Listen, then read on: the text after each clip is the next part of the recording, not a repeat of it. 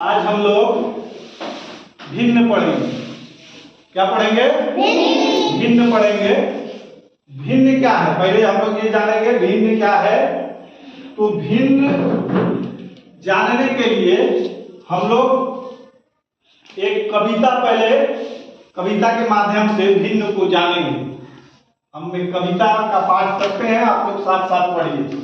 फिर बाद में कविता के पाठ के बाद हम लोग इसको हम फिर से समझाएंगे। ये देखिए आप लोग कई तरह का चित्र बना है इस पर, और इसके बारे में हम डिटेल आपको समझाएंगे। पहले कविता को सुनिए और कविता से सीखने का कोशिश कीजिए, फिर कविता को याद कीजिए, भिन्न समझ जाइएगा इस छोटी कविता के माध्यम से। ठीक है, तो सब कोई दोहराए। भिन्न होते खंडित हिस्से, भिन्न होते खंडित हिस्से, अंश बटा हर में है लिखते, अंश बटा हर में है लिखते। भिन्न क्या है? इसमें कह रहा है कि भिन्न होते खंडित हिस्से। खंडित हिस्से का मतलब क्या है कि मान लो कि ये खेत का टुकड़ा है। क्या है? एक खेत है। तो अभी खेत कितना है? एक है।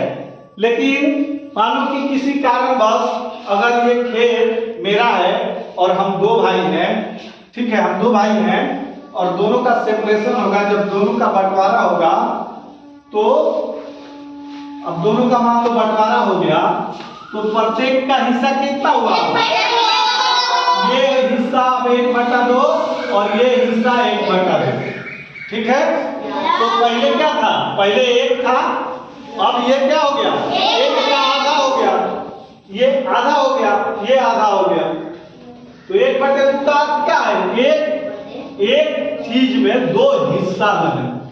मान लो कि इसको समझने के लिए एक और आसान चीज बताते हैं कि ऊपर वाले को मान लो कि ये रुपया है या वस्तु है, ठीक है, 1 रुपया है और 2 आदमी को बराबर बराबर बांट देना है। 1/2 का अर्थ यही होता है।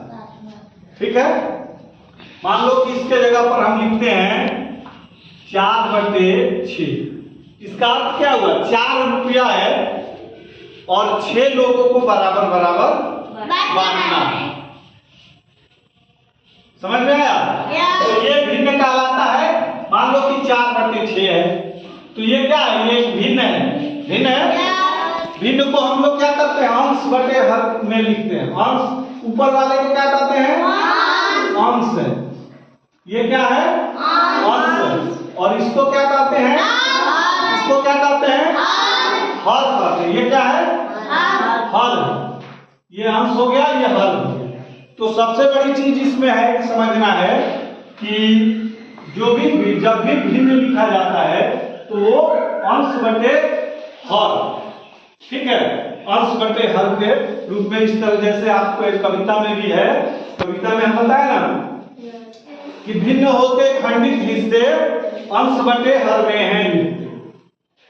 तो हमेशा ये अंश बटे हर के रूप में ही लिखा जाता है भिन्न। ठीक है, तो आगे हम लोग बढ़ते हैं कविता में।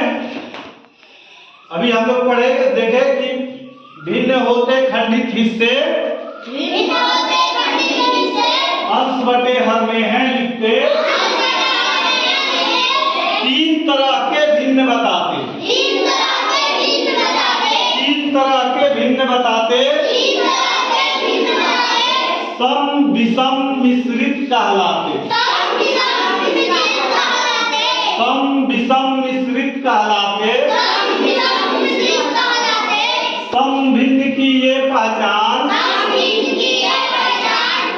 अंश इसमें क्या है? देखो, सम भिन्न में क्या होता है कि अंश जो है वो क्या होगा?